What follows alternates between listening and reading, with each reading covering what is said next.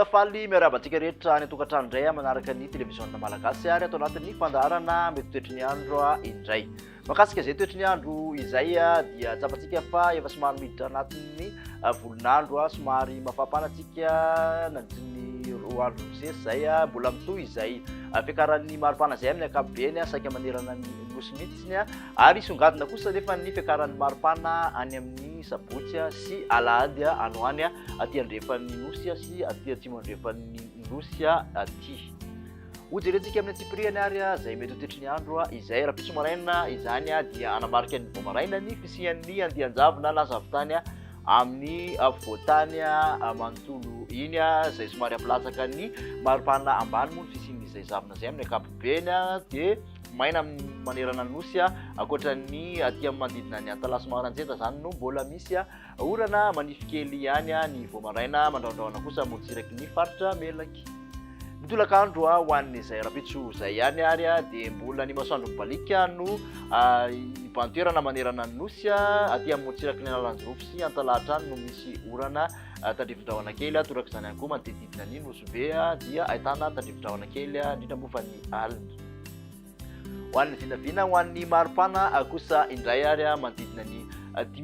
ka hatramin'ny 20 ny ambony-drindra zany aty amin'ny faritra voatany motsiraka atsinanana 20 ka hatramin'ny 20 degré celsius aty andrefana kosa dia 30 ka hatramin'ny 30 degré celsius ny mafana indrindra zany dia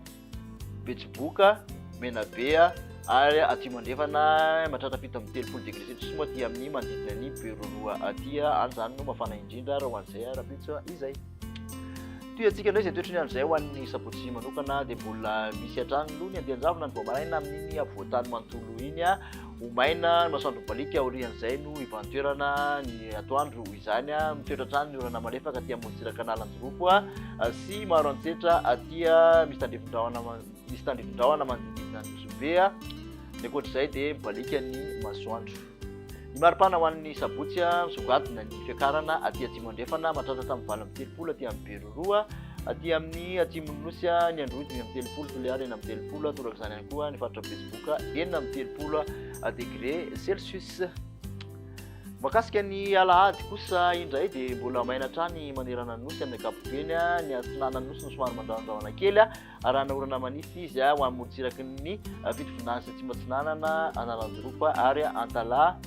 mandraondraona ihany koa ny tan'ny melaky ny ankoatr'izay dia mibalika ny masoandro. Ny maripana ho an'ny alahady manodidina ny 17 ka hatramin'ny 20 ny avoatany ny ambony indrindra 20 ka hatramin'ny 30 ny motsiraka atsinanana ny nosy raha toka 13 ny mihoatra ny motsiraka andrefany nosy ny mafana indrindra aloha dia mbola tsy mandrefana hatrany misy hatramin'ny 17 ka hatramin'ny 30 degré celsius aty amin'ny tan'ny tsy mandrefana sy ny faritra Menabe aty na izany ary mahatratra 30 kosa aty amin'ny faritra Betsiboka.